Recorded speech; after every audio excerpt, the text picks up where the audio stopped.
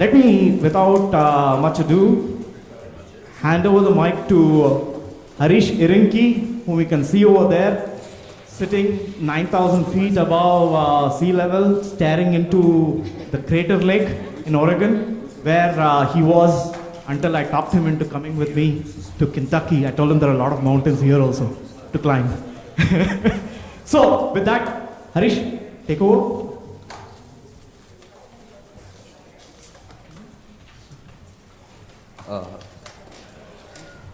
Hi, I'm Harish Irrinki.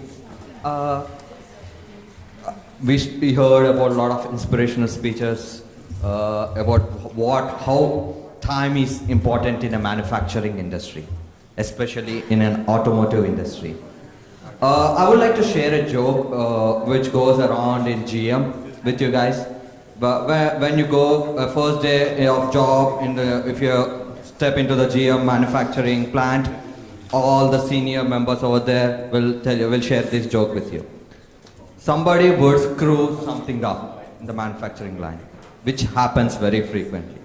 But believe me, you don't want to be the first one to delay the process. Because that's the importance of time in a manufacturing industry. But with this 3D printing and this potential, we could disrupt the manufacturing lead times and make part vendors happy, manufacturers happy, and more importantly, you want the customers to be happy. In this regard, in this happy mood, I would like to introduce, ladies and gentlemen, three-dimensional solutions where we will showcase the potential of 3D printing in an automotive industry to decrease the manufacturing lead times by taking a turbocharger an example. Here is three-dimensional solution. Hello everyone, I'm Dan. My name is Dan Allen. This is Josh Schneider and Michael Menkhaus. We're three-dimensional solutions. Unfortunately, our fourth group member, Devon Bibault, she couldn't be here today because she already had an obligation with her swimming schedule with UofL. She's an athlete. Exactly.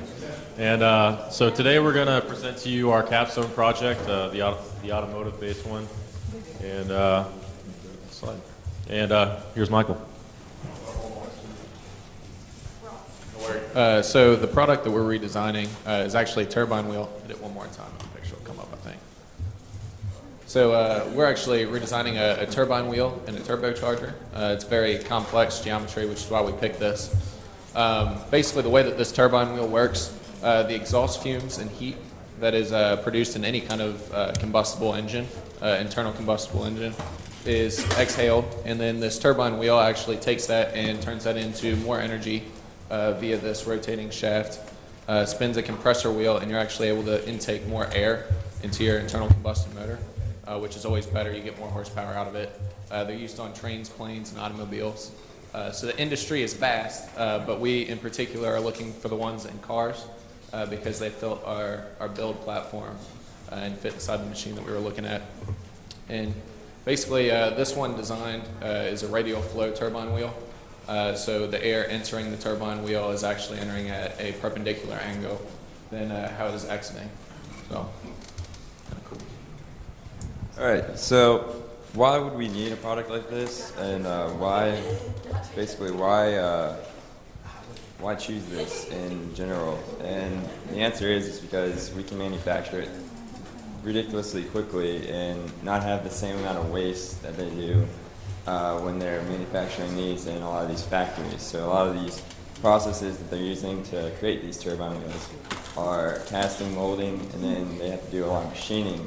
And the main flaws behind that is time and money. And so by using this additive technology to 3D print one of these, we printed this in an hour. And that is a lot quicker than the weeks it takes to go through the casting process and machine it down. And so I would say that's our edge over the competition out there. Next slide. Key design considerations for the beta prototype. Basically, we just wanted to see what the printer was actually capable of. You read everything online about the data sheets and spec sheets for these different printers. We wanted to see it in person. Getting something in your hand is always a good place to be. Our first design is actually right here, and this is the actual, the true size that would be inside of a car. We have some of these different blade angles, and we were actually able to print this without any kind of support structure, which is huge. It takes out another step of the process. Kevin before mentioned lean line manufacturing. More process steps you can take out, better off you are. That's something we can do, as Josh mentioned. Our second beta prototype, I guess that would be beta B prototype and beta A prototype. Our second one, we went ahead and printed one half size, and we're looking again at surface finish, and we changed up the laser speed. We did have a little bit of deformation in the first one, and we were able to correct that by slowing down the laser speed, and part dimensions came out better because of that. So beta prototype looks upward, and then after this we are kind of looking into post-processing, maybe kind of a plating process with a nickel to really get our dimensions dialed in for when this thing's rotating at a very high speed inside of a car. Get the next slide. Okay, so before I talk about the alternatives that we considered, I'd like to mention when we started off this project, we had several constraints. It had to be 3D printed, automotive, 17.4 pH steel, and no bigger than 9 by 9 by 9 centimeters. And so as we considered our options looking at automotives, kind of quickly we considered a tie rod end. And then after a brief amount of research into it, we realized that even the most expensive tie rod ends for your hyper luxury cars don't come anywhere near the cost that would warrant a 3D printing process. And so we kind of went back to the drawing board, and we started thinking about different parts that had a very complex geometry that would warrant a 3D printing process, because it already has a traditional manufacturing process that's very expensive. And so that led us to the compressor wheel, a turbocharger. And even though this was a really strong candidate, because obviously you can see these helical fins would be really hard to manufacture. I don't know if anyone's seen a YouTube video of like a 5-axis CNC machine machining these out. It takes a long time, and also the bits and everything is very expensive as well. So, anyways, this was one step closer in the right direction, and then obviously you saw in the slide that Michael presented.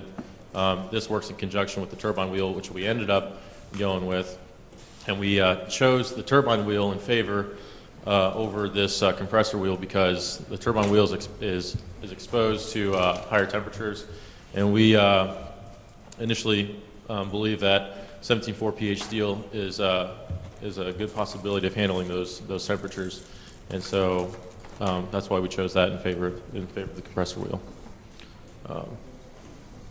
Next slide.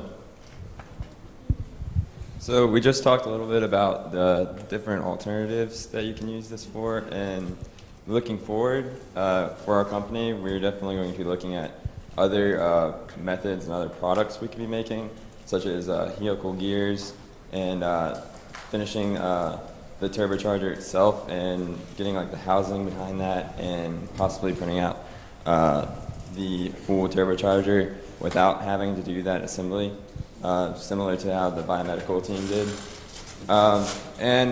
But as for now, short-term goals would be to make sure that we get that heat treatment down so it has a nice surface finish when we manufacture these products.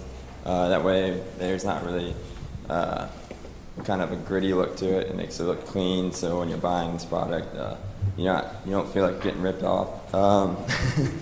And so basically looking into that and testing it and making sure our process is refined to where we can up the scalability and make it as efficient as possible time-wise.